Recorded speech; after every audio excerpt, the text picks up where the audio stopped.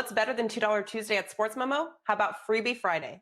We can't go any lower than free, and each and every Friday we'll hand select a best bet from one of the hottest handicappers on the site and give it out for free. All you have to do is each and every Friday, head over to sportsmemo.com. The Freebie Friday will be listed on the homepage, and you'll be just a click away from a free bet.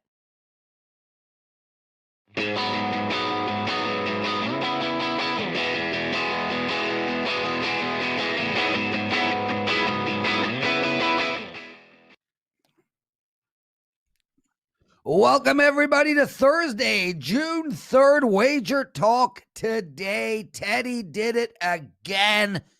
Way to go, my friend. You carried all the weight yesterday, as I could not have been worse.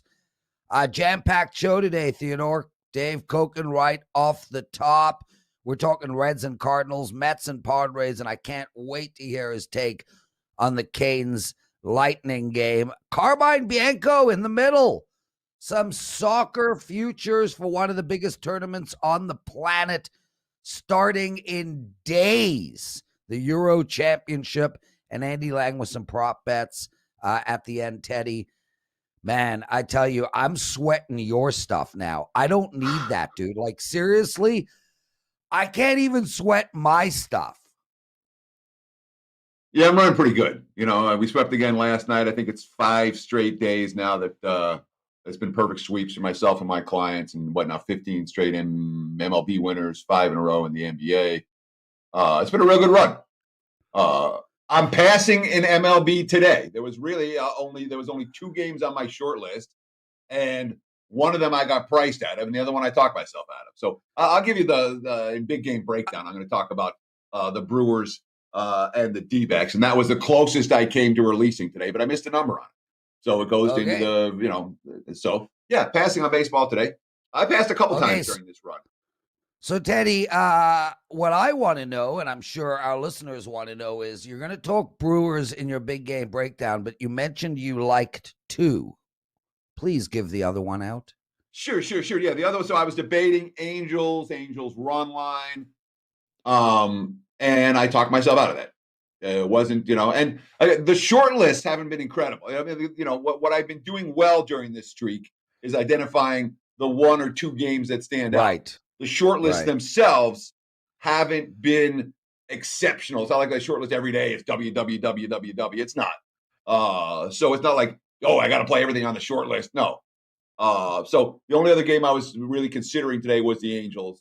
And the Angels just aren't the type of team that I've been making money with during this streak. Right. They're not good enough to lay that price with, and I don't trust their bullpen. And I didn't like the price in the 5-inning line. We'll come back and try it again tomorrow. Teddy covers everybody, and thanks for giving that out, man. I'm gonna sprinkle a little bit on it anyway, because I know that plays left out are plays that win. So it's funny because on Saturday, I passed on Saturday. I talked about, I had a play on Friday that got rained out, and I didn't want to play it in the first half of the doubleheader, and I was all discombobulated, and I passed on Saturday, and literally everything on the short list won. I'm passing MLB today. Hopefully those 2 will win as well. Again, I used the D-backs over as my free play. We'll talk about it in a few minutes. Teddy covers Lawrence Presman. WagerTalk Today, everyone. Welcome in, you guys. Lucky Francis Bird, Jay, we love having you. Please hit that like button for us. Teddy, what did you learn last night in the wonderful world of sports betting? A couple of things worth noting. First, so I watch sports pretty much every night, most nights. At least 5 nights a week I'm sitting around the house watching games pretty intently. But once in a while, you got to go out. And my son was playing on Fremont Street. He was busking on Fremont Street last night. So, and first of all, it was brutal because, number 1, I couldn't watch the game. Number 2, his songs are playing out of my phone, so I can't check the score. Number 3, while on Fremont Street, I can see a screen with the Astros Red Sox game on it, but I can't see the score, and I can't walk over to it because his phone's playing the music coming out of his speaker. So if I walk away, the music stops and it kills his show. So it was bizarre in that circumstance. That said, What did we learn? Our fans are everywhere.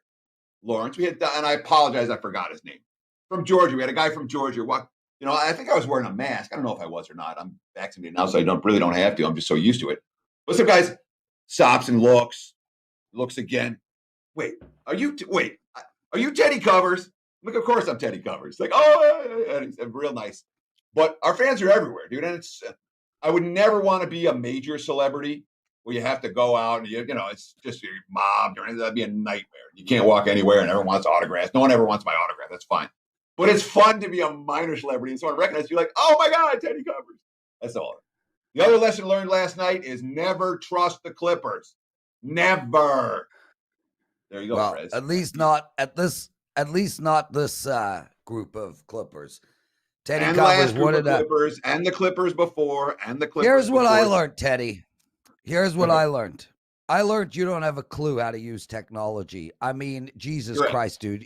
You understand that you can have a speaker, you can play your music, you can Bluetooth the music to the speaker, and you can check your scores.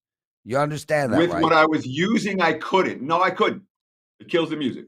So well, then you're using the wrong. Then you're using the wrong program, genius. Okay. Go buy a Sonos. Go buy a JBL. I don't even know what a Sonos is. Go buy like a Bluetooth speaker. Set it up. We have a Bluetooth speaker. I got a nice Bose Bluetooth speaker. Settle down, Beavis. Don't. So why? Stop. Don't come on in a situation you know nothing about, the technology you know nothing about, and tell me I'm doing it wrong unless you're going to fix it. Okay? What did you learn last night? That was what I learned last night. I'm so mad about last night, Teddy. I mean, oh my God. Oh my God. I learned the Knicks aren't ready. I learned Winnipeg stinks. And I learned that the Colorado goaltender Grubauer can stand on his head 6 times in one game. Let's bring him in, Dave Cokin, everybody. Dave, we love having you on our Thursday show. Thanks for taking the time out of your day to join us, man. Thank you. Nice to be here. What did you learn last night? I had a pretty good day yesterday. Got a smog check, and I passed. And they washed the car, too, at my Mercedes dealership. And then the Cubs won their first 5. And that's the only play I had yesterday. Unfortunately, as a fan, I wasn't involved in the game, but boy, the Golden Knights played well last night and hit 5 posts. And every post they didn't hit got stopped by Grubauer. That was the game they should have won. I've already posted a play for Game 3. I also have a play for Game 3 tonight between the Hurricanes and Lightning, which you will find out about in this segment. Yeah, Dave, I was on the over in the Colorado-Vegas game, and I was saying to Teddy, there were more goalpost hits than goals. That's true, yeah. They were. I mean, and Grubauer stood on his head. I mean, kudos to him. Real great performance. But, Vegas, the thing for me, Dave, and I don't know how much of the North you've been watching or how much Boston, Washington Islanders I watch every game. Watching. The speed on the ice last night was at a level that was just different to those teams. Oh, yeah. Oh, the Avalanche are the fastest team in the league. And the Golden Knights aren't far behind them because they're a transition team.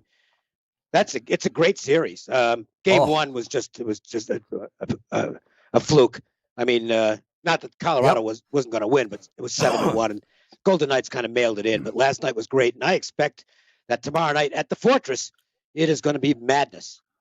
Yeah, no, I agree, and especially, man, I mean, Colorado outshot almost 2-1. Vegas was just sensational last night. What a hockey game, and really a level of hockey that is just higher than any other hockey that is going on right now. Let's get into some baseball, man. Cardinals playing the Reds today. St. Louis minus 150. Where are you going in this game, Dave? This is interesting because Vladimir Gutierrez is on the mound for the Reds. And prior to this season, in his 3 professional campaigns, nothing really to indicate that he was anything more than a marginal prospect. Some guy, pretty good fastball, pretty good slider, pretty good curve, but not much command, and his numbers just weren't good. at high A, double A, or triple A, but figured something out coming into 2021 and pitched very well at triple A in 3 starts. His first major league start against the Cubs, really good first time through the lineup. Now, they did solve him the second time through the lineup, so it'll be interesting to see if there's already a book on him or not. I think the Cardinals will probably get the bulk of the betting action here. They've got Wainwright, a known commodity. He's been pitching very well at home. But one thing to bear in mind, this is the first game back home off a 10-game road trip for St. Louis. That's really not a favorable situation. I like to look at going against teams in their first game back off a long road trip. So I think the price is a bit inflated here. And on the value meter, I think it tilts a little bit toward the Reds at plus money. So I was going to ask you about the road trip, and then you nailed it. So I got to ask the secondary question is Cincinnati's lineup. All right, because the Reds had that 11-run outburst against the Phillies the other day. But other than that, what are they, 3 or less in 8 of their 7 of their last, 6 of their last 8? My question to you is, can Cincy hit, and we trust him to hit Wainwright? I don't know. He's tinkering with the lineup. Bell is. He's trying to get Suarez going. Moved him to the top of the order, which sorry, but I don't think that's a good move. The guy swings at everything, and he's just, to me, you got to have him much lower in the order. I don't know. I mean, right now it's Castellanos and not a whole lot else. Winker has been very good as well. Maybe they can get something going here. I mean, it's a lineup that should hit better than it's been hitting. We saw them just rake at home early in the season. They were struggling on the road. Now they're not hitting a whole lot anyplace. So it is tough to back them. But again, the overriding factor for me here is it's just, to me, a little too heavily priced with Wainwright being $1.50. That's big. And the Cardinals coming off a real thumping. And again, teams coming off a very long road trips are not really good bets in their first game as a rule. That's a blanket system. I mean, it's not going to win all. It's not one of those angles where it's like you wait for it to show up and then pounce on it, because it's a fairly frequent angle, but it wins more often than it loses. Well, let's stay with that angle, Dave. San Diego Padres, they've been on a massive road trip. They're playing the Mets tonight. And San Diego, man, a team with real high expectations, just got swept by the Cubs. They've lost 4 in a row. Darvish is on the mound. I got to believe, from a marketplace perspective, this team might be a bet-on team for a little while. What's going to happen tonight? 6.5 total. A great pitching duel. Well, look, I don't know who's playing for the Padres. Tatis has got they're calling it a mild strain in the oblique area. You can't take chances with that. So I don't know if they put him back in or not.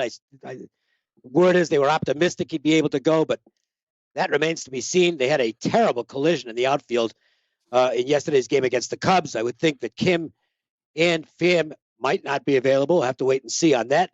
So they're a short-handed team right now. And, they're not the only team that's got that situation, but it's Debbie. It's just amazing. Answer it, dude. Let's do it on air. Let's do it on air. Yeah. Bring her on. Okay, hold on. Bring her in. Bring her in, dude. Hey, hon, I'm doing a show right now, so okay, I'll call you right back. All right, bye. Oh, there we go. Oh, Dave, I wanted to talk to Debbie. This is since 1995. The longest booty call in history. If there's a time to call when I'm doing a show. Dave, listen. But I love her. I love her. She's a great girl, and she's absolutely gorgeous still. Dave, listen, almost 30-year booty call. That's what I have to say about that. Anyway, Teddy, you got a follow-up question on the Padres? Back to the Mets and Padres. I don't know what San Diego's going to put on the field tonight. The Mets, and they're coming off, and San Diego's coming off a very long road trip, 10-game road trip, which didn't end well. The Mets, Taijuan Walker is a guy who, when he first arrived, it's like, this guy's got a chance to be really good, and it didn't materialize. He kind of bounced around, would look good at times, and then his command would disappear, and he'd be pretty bad. But boy, he has figured something out this season. Maybe it's, I don't know, who knows? Maybe he talks to Jacob deGrom on a regular basis and has added some DeGrom ingredients. If it weren't for the fact that DeGrom has been unconscious out there, Walker would be getting more attention than he's getting. He's the number 2 starter on a staff that's got the best pitcher in baseball. But Walker's numbers are absolutely great. And he's facing a San Diego team that's not exactly banging the ball right now. Darvish is off his first clunker of the season. I don't think there's anything to draw from that. It was just he just didn't have his stuff. He should bounce back tonight. He's been great at home. This looks like a pitcher's duel, certainly for the first 5 innings. I don't play full game unders. I heartily recommend to everybody watching that you should not play full game unders.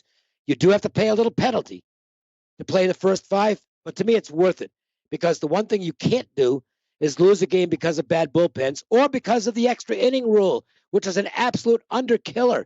It's like unders in college football. You do not want overtime because you can have an under by 20 points and lose. It's been the same thing in baseball. So I think the way to look at this game is the under with Walker and Darvish. It's low. I mean, 3.5, but this has got a real good chance of being 0-0 for a while. So the Mets have gotten a little bit, you talked about the question about who the Padres have in the lineup. The Mets have gotten a little bit healthier. I mean, at one point, a week or two ago, they were without their number 1, number 3, number 4, number 6 hitter, number 5 hitter. I mean, half the lineup was gone and their best bets. They've gotten a little bit healthier, and now they're hitting the baseball pretty well. Does that concern you? I mean, they've gone over now, 6 straight games for the Mets, 5 straight games for the Mets, but they have been hitting the ball much better. 3 of those were against the Diamondbacks, who basically have guys slightly more talented than I am pitching. And I suck. Okay. So do the Diamondbacks pitchers. They're terrible. So, and they don't play much defense either. And their bullpen's terrible. So I take the Mets offensive outburst against Arizona with a grain of salt. Good pitching still beats good hitting. And Darvish is a real good pitcher. And by the Mets injuries is just amazing. I think they've had like 17 guys on the injured list or some ridiculous number so far. And they're still missing some key elements. And listen, for the season, their WRC plus on the road against righties is 76. That's bad. So a little bit of an outburst does not obscure the fact that they're a pretty bad team offensively against righties, and they're facing a very good righty tonight. Dave, let's talk some hockey real quick. This Carolina-Tampa Bay series intriguing. It could be 2-0 Carolina. Yeah, it could. Especially last game, Dave. They really, really dominated at least the shots. But what we're seeing with... Do you want to just go? Yeah, because I am one who follows shots on goal, but I like to see... This is why I watch games, because you can't really tell from the stats sometimes.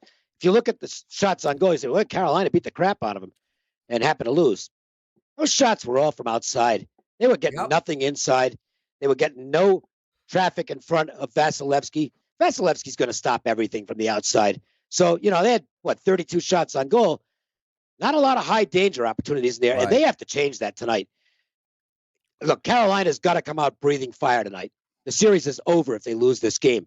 And I've always liked taking teams that are down 2-0 in the first period of game 3, because you're going to get a huge effort out of the team unless they're beaten mentally. And I don't think Carolina is going to fall into that trap. So I expect the Hurricanes to come out with guns blazing tonight. And hopefully, for my bet, they will win the first period. I got, plus 125, I think. I think it's a good bet for the first period. I'm not sure they can beat Tampa for 60 minutes, but put it this way.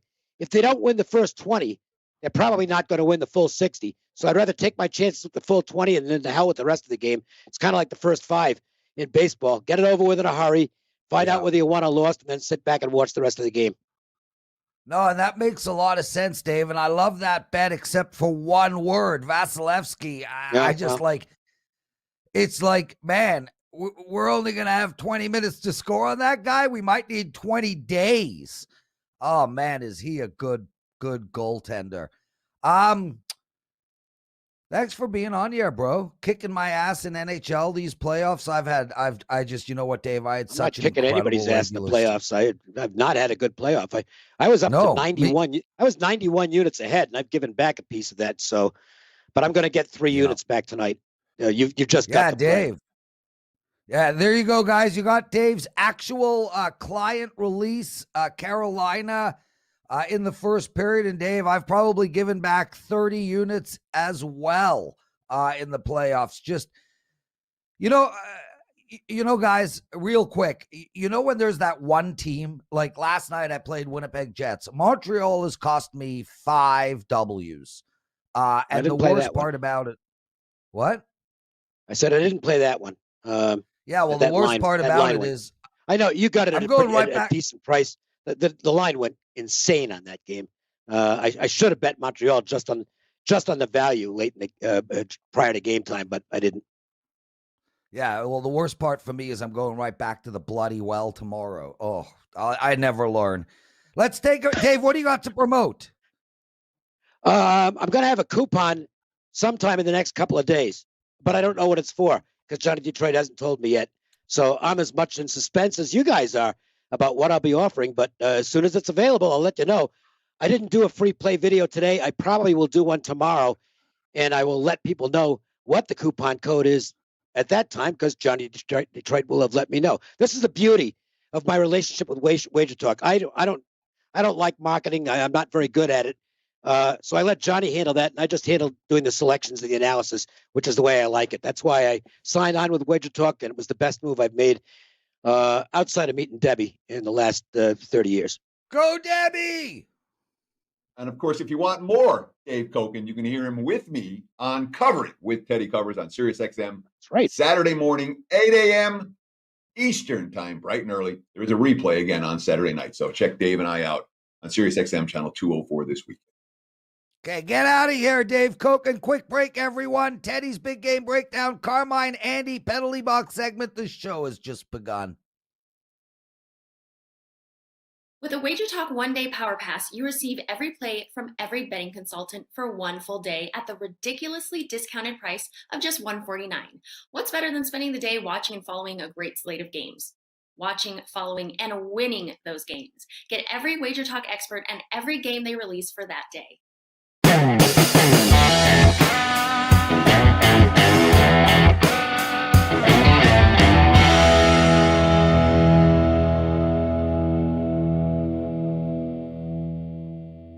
It is time for today's Big Game Breakdown. Let's talk about the Brewers and the D-backs in MLB. Unfortunately, we've seen this total get steamed up. It was 8.5 at the open. I'm seeing 9.5 popping right now. 9 with juice to the over, the prevailing number. And I believe in the over in this ballgame. You know, it sure feels that way. Real quietly, Arizona becoming a sneaky little over team, and they should be an over team. They're built like an over team. Mediocre starting pitching at best. Bad bullpen. Decent lineup. And that decent lineup is starting to hit. Josh Reddick has gotten hot. Ketel Marte has gotten hot. All of a sudden, the D-backs are putting up runs. And when Arizona's putting up runs, they become an over team. They've hit well on the road against lefties like Brett Anderson. And Brett Anderson's certainly no ace. He's not eating up innings at all. And while we like Milwaukee's bullpen, we don't like Milwaukee's bullpen 5-6 innings at a time. Necessarily. We like them, and it's they got 3 innings to close them out. The Brewers will take care of business. They got 6 innings to close them out. It's a very different story. Similar situation with the starting pitching for Arizona. Duplantier is a guy who didn't pitch all that well at AAA Reno, didn't pitch particularly well in his 2021 debut last week in his open, missed all of last year because of injury. I'm not convinced that we see pitchers getting a whole lot of outs in this one. And I do look for Milwaukee and Arizona to get up and over the total. But again, opened 8.5. Now you're laying 9 with juice, and there are 9.5s popping up. Over's going to make them look. But this did not make my service card. There you have it. Big Game Breakdown. Back to you, Mr. Prez. Teddy Covers. That was oven, Teddy. That was oven. I'm not giving up. I refuse. Carmine Bianco, everyone. Carm, exciting times, bro. We got the Euro 2021 starting in just a few days. I love this soccer tournament. I mean, dude, we've seen runs. We had Greece win at like 70,000 to 1. Iceland's made runs. This is an exciting tournament. Bottom line, bro, are you ready? 70,000 to 1? Yeah, it wasn't 70,000 to 1. Teddy. But yes, no, we have seen some great runs. First of all, Teddy, absolutely congratulations. 15 and 0 run is absolutely phenomenal. A year or two back, I had a December where I went like 21 and 2 in NHL, and with every pick, my heart just like it was in my throat every single game. So I know it's just phenomenal. I don't think anyone understands. 15 in a row is phenomenal, man. Congratulations, my friend. I appreciate that, but honestly, the less we talk about it, the better. Yeah. Okay. Move on, Carm. You've got a Euro guide. Carm, Carm, nobody knows soccer like you. Number one most profitable handicapper in this sport in history of Wager Talk. Congratulations. Dude, we got this. This starts literally in 5 days. Tell us about the Euro guide you wrote and the video you've done with Kelly, and then we'll get into some actual bets. Yeah. So yesterday, and it's up on the Wager Talk website or in our library here on YouTube. Kelly and I did a video where we talked about these 6 groups. We talked about some favorites, some dark horses, which we'll talk about in a second, and the guide that I put out. You can get it free at Wager Talk. It's 21 pages long. There's a preview of every single group in there. My thoughts on some futures and some dark horses. And I did the exact same thing I did during the 2018 World Cup, where I ran sims on all the games over and over again, whether they were draws and wins, to come up with a path in the group stages and find dark horses in it. We ended up with my tournament favorite, France, at 7-1 in the finals, and my tournament dark horse, Croatia, at 40-1 in the finals. And if you have a 7-1 and a 40-1 meeting in the finals, there's no way you can't make money on those. So I did something similar, a little different in this tournament, but I still ran the simulations. In this guide, you can see how I project each group to finish, all 4 teams, top to bottom. So that's something that's available to you guys free at Wager Talk. Yeah, absolutely free. You can download that guide from Carmine's page over at WagerTalk.com. Now, I know futures bets have been a big thing for you in these tournaments. We talked about Chelsea. What do you have, 14-1? What are you looking at in this tournament? Because there seems to be a real separation, let's say, from the top 10 teams to the remaining 14 teams in this field of countries. Teddy, your co-host is giggling like a little schoolgirl, because as I'm talking, he's calling me on my cell phone, which is right in front of me, to try and pull a Dave Cokin where I need to answer my phone. I'm not going to do that. I'm just going to go on with this. You suck. So, yes, I do. You suck. With that said, a nice, juicy, personal conversation on air. I wanted to have Cokin have Deb yelling at him about something, something interesting. You can live a little bit of your life. You needed Dave to put her on speakerphone, maybe, and you would have gotten that juicy conversation. He did put it on speakerphone, but anyway, Carm, let's go. With that said, listen. With that said, unlike the World Cup, this one here, there's 24 of the best footballing nations in Europe. The problem with this is there really is only the separation here is huge. There's really only 8, maybe 9 countries I think could win the Euros. And even if you look at those 8 and 9, you can really trim it down to probably about 3 or 4. There's a lot of separation here. There aren't any big bombs, as we'll call it, but sort of looking top to bottom. France, obviously France. I'm going to mention France. They're plus 450, plus 500. For 9-2, 5-1 at books. Find the best price you can get. This is a team that was a 2016 finalist, losing an extra time to Portugal on home soil. 2018, they won the World Cup. I talked about it in 2016 that this team has such a youthful team that they were going to be a team that competes for years to come, much like Spain did in 2008, 2010, and 2012, where they won the Euros, World Cup, and Euros again. France is going to be a competitive force for years to come, including next year's World Cup in Qatar. Very solid team. You can get them at 5-1, and they're going to make a deep run. The only caveat to all this is they're in the group of death with Germany and Portugal. It's such a tough group, but they'll be battle tested by the time they make it into group stages, which they will. Belgium, 6-1, the number one rated team right now. This is a team that just a ton of talent, play very creative football. But they're looking for their first win in a major competition. The only, again, caveat to this is in that Champions League final against Chelsea, their best player, Kevin De Bruyne, suffered a fractured nose and broken orbital bone in a collision.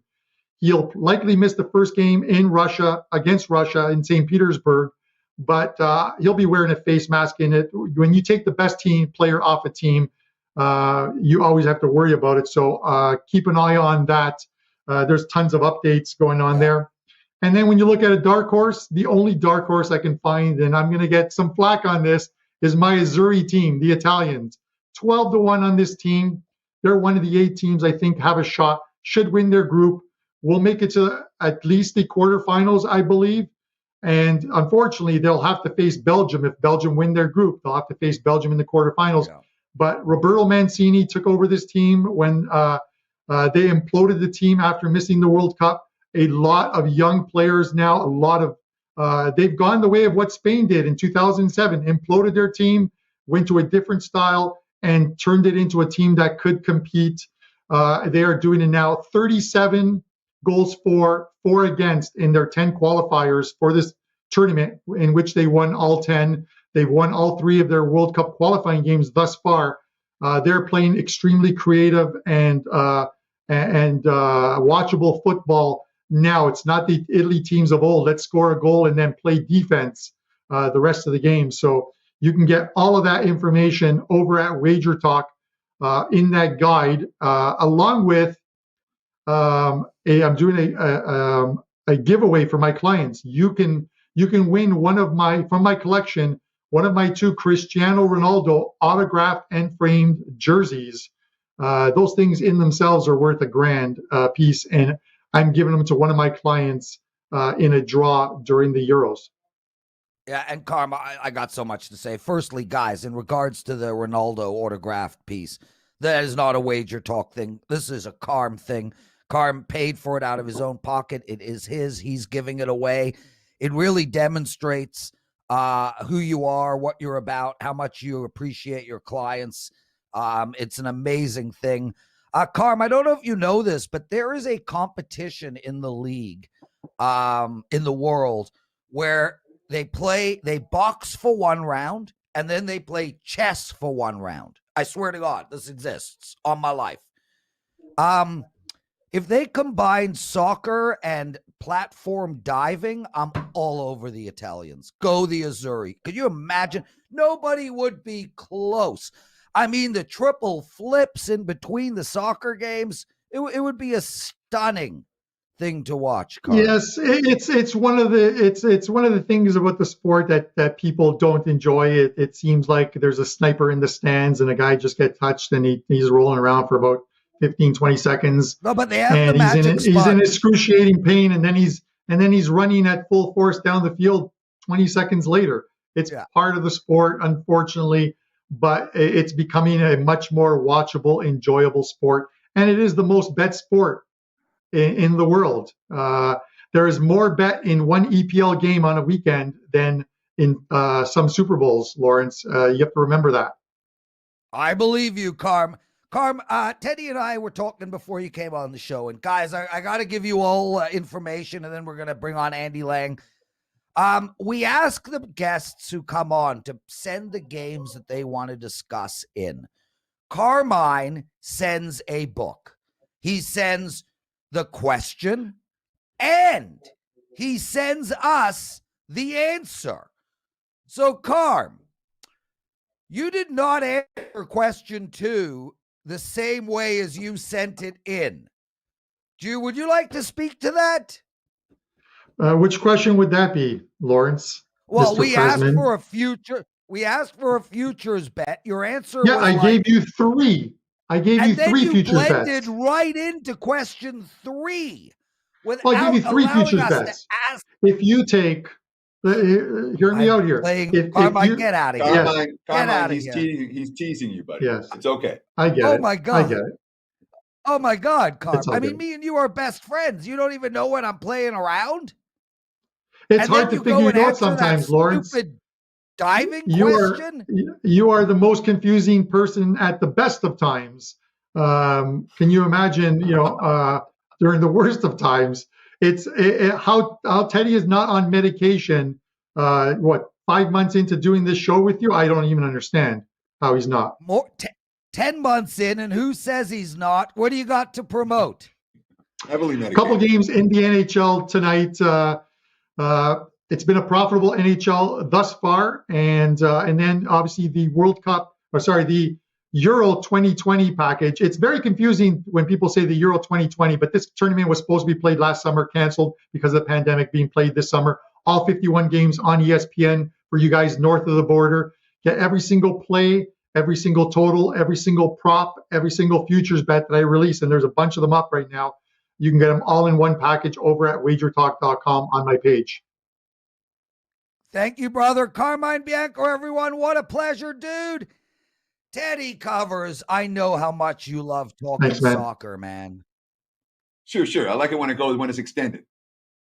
Yeah, the extended slave remix version of Talking Soccer. Yeah. Ladies and gentlemen, we have truly the most oven guy you will ever meet in your life, Andy freaking Lang. Andy, what's up, bro? You heard Joe in your head saying not yet, right? You heard that, didn't you? Oh, well, no, I didn't hear Joe. But Andy has shaved his head on the sides and everything. When can we bring him in, Joe? Yeah, okay, brother. That works for me. I just enjoy looking at the guy. Teddy. Teddy.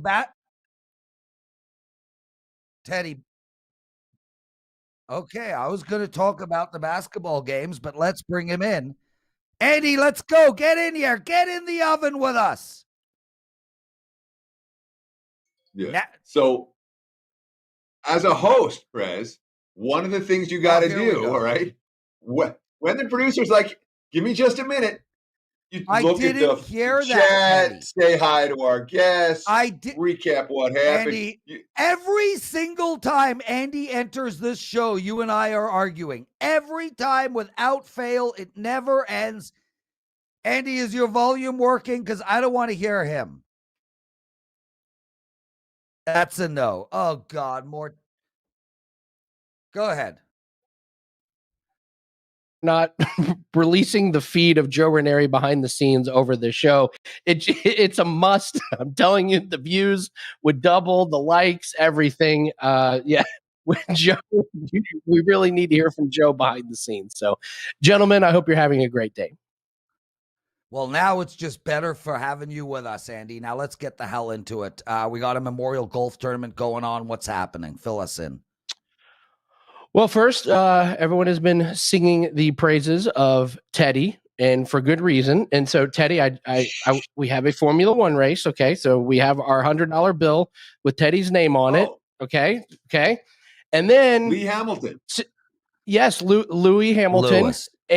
Lewis Hamilton. And then, Teddy, I made you something. Okay, you don't like to brag about your streaks, so somebody's got to do it for you. So I made you this. Check it out. Thanks. It's beautiful. Okay. And Andy's having a lot of fun. And check it out. It's a work of art. So I signed it at the bottom here for you. So I'll make sure to get it framed and send it over to you. Congratulations on your run, Teddy. An original. One of one. The picture is one of one, and you are one of one, Teddy. All right, let's get into play here. So I want to reward our live viewers. Shout out to all of you live viewers. So this is a play that goes off in about an hour at the Memorial Golf Tournament. I'm going to take Victor Hovland over Rory McIlroy in the first round. This is not a full tournament play. This is first round only. And we've gone over this before. Rory McIlroy is really bad in the first round. Victor Hovland ranks 54th on tour in round one scoring. Rory McIlroy is 173rd in round one scoring. Last four tournaments they've played in, Hovland is 4-0 head-to-head against him. Even in the Wells Fargo, this is a tournament that Rory McIlroy won. He shot a 72 in the first round. Hovland shot a 69. The last four tournaments that Rory McIlroy has played in, his first round has been his worst round. I'll take Victor Hovland to beat Rory McIlroy in the first round. That is a play for our live viewers that goes off in about an hour. There has been a dearth of NBA discussion on today's show. Only 2 playoff games for tonight, but we got to talk at least some NBA on today's show. Nuggets Blazers played a heck of a game 5. You got a prop you're looking at for game 6. Let's talk about it. Yeah, this is all about the defense that Portland is playing. I mean, Jokic has been at one point he was a surefire triple-double throughout the year, but the way that Portland is playing in one-on-one has prevented a lot of these passes. And without Jamal Murray, we're seeing that the pick and roll is basically gone for Denver. And what we've seen is Jokic's assists have plummeted. And I am taking under 6.5 assists. The only time that this prop has lost in this series was last game when it went to double overtime. If the game would have ended in regulation, the under would have hit for the 5th straight game. The pick and roll being taken away from Denver without Murray is really what's going on here. They've got Porter. Porter is more of a kind of create your own shot. Aaron Gordon has been decent, but he's more of a create your own shot guy. They just don't have a lot of spot up shooters. And when they just play man-to-man defense on Jokic, you're seeing his points go up, and that's because he doesn't have to pass. He's got a really, really good matchup. Nurkic fouled out last game. Then they bring in Cantor. So if you're Jokic and you got the ball in the post, you're not looking to pass. You're looking to score. He has had 2 games this series with 1 assist in it. So without the double overtime game, this play would have gone 5-0. I'll come right back to it again. Jokic under 6.5 assists. Andy Lang, everybody, can be found at WagerTalk.com. Andy, before we get into the next one, you do a video that you tweet out every day. Tell us about that. Yeah, try and give out a free play every day. Partnered up with my buddy Steve, really, really good baseball handicapper. So we do some collaboration plays. He loves the props like I do. So every day on my Twitter feed, you can expect a video with 1 or 2 free plays. That's at Bump Sports. Love doing them. And right when I'm done with this show, I'll be recording another video and you'll have another free play. Well, they're really great videos. I watch them every day. Appreciate Andy, it. Let's talk some hockey. And nobody knows this about me, but my favorite hockey player in the league is Brad Marchand. And people be like, what are you talking about? He plays for Boston. How could you love a guy who plays for Boston? Minus licking a guy in the face, which happened, I think, 2 years ago. If I were in the NHL, he would be exactly the player that I would be. He would be annoying. He would be antagonistic.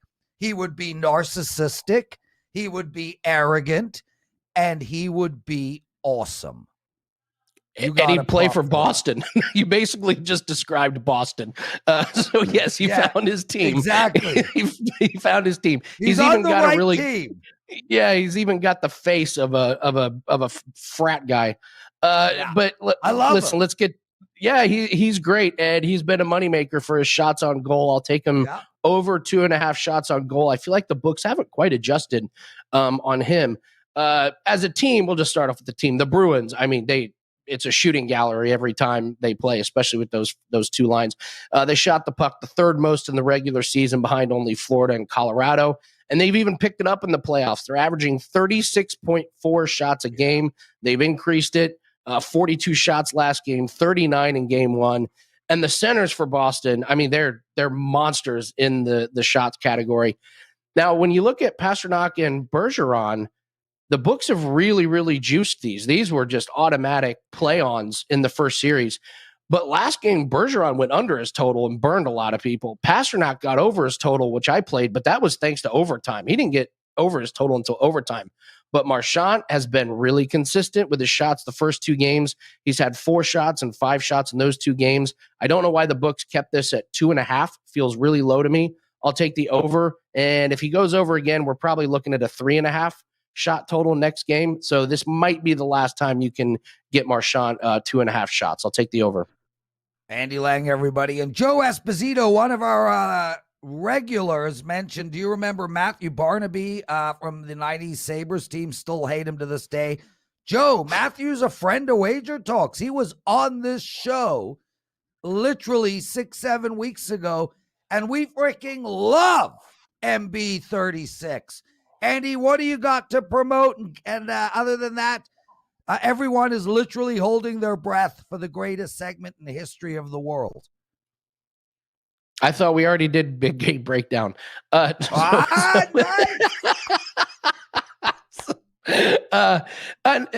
My quest for 200 units in golf is still going. Made 3 units. You know you're having a good year when you only make 3 units and you're a little disappointed. So we're at 108 units for the 2021 season in golf. NASCAR, we're really starting to pick up steam, 4 winning races in a row. And I got a Major League Baseball play up as well as an NBA side combined with a player prop for tonight. So, Andy Lang, everybody. Guys, it's time. What we've all been waiting for. Teddy, are you excited about the penalty box segment? I'm excited the show's going to be over in 2 minutes. Oh, God, Joe in my ear. Joe, I feel like Joe is a big fan of the Prez. Don't you, listening to the shit he says in my ear? Oh, what is that, Joe? Oh, a clown. That's I'll take. Joe, put me in it. Put me in.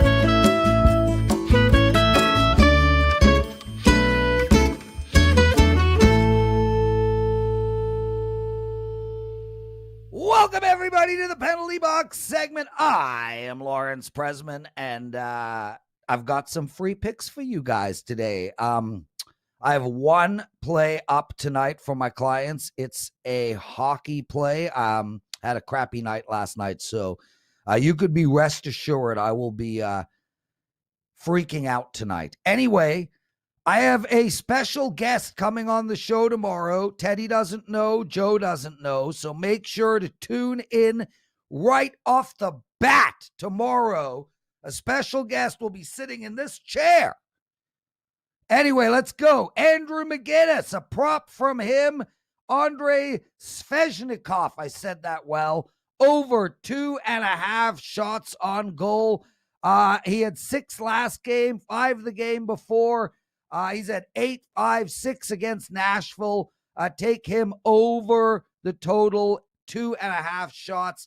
As for the hockey games, I like Carolina tonight at plus 125. I think there's a lot of value on that play. And I also like the New York Islanders tonight at plus 125 as well, playing the Boston Bruins. I think there's value on that play too. And the interesting thing is we're seeing the New York Islanders score. If you go back since the playoffs started, this team has put up 3-4, 3-4, 4-4, those type of numbers. And they are a scary hockey team when they can score. I was pushing the under for months. This team was absolutely struggling. Not so much anymore. I like the Islanders at plus 120. Carolina is plus 135. I also like under the total in the Carolina game. And I like over in what could be a barn burner in Portland. Portland and Denver over the total. That's it for me, Teddy. We are finally done, bro. So the incredible thing is that you can pronounce, what's it called, Svechnikov, and you can't pronounce your Tony Mejia. You get these 18-letter Slavic last names, and you're like, no problem. You know, the 5-letter ones give you trouble. That's going to wrap it for the Thursday edition of Wager Talk Today. I want to thank my co-host, Lawrence President. I want to thank Joe Ranieri for making us all laugh behind the scenes. Of course, 3 guests today. All 3 of them brought their A-game. Dave Cokin, Andy Lang. And how long ago was it? Oh yeah, Carmine Bianco. Carmine Bianco. And he talks about how I can't pronounce a name. Jesus Christ, how old are you? What did I get wrong? You forgot the guest. Joe, end the show. I got a shawarma to eat. We'll be back again tomorrow on Wager Talk Today. Cheers.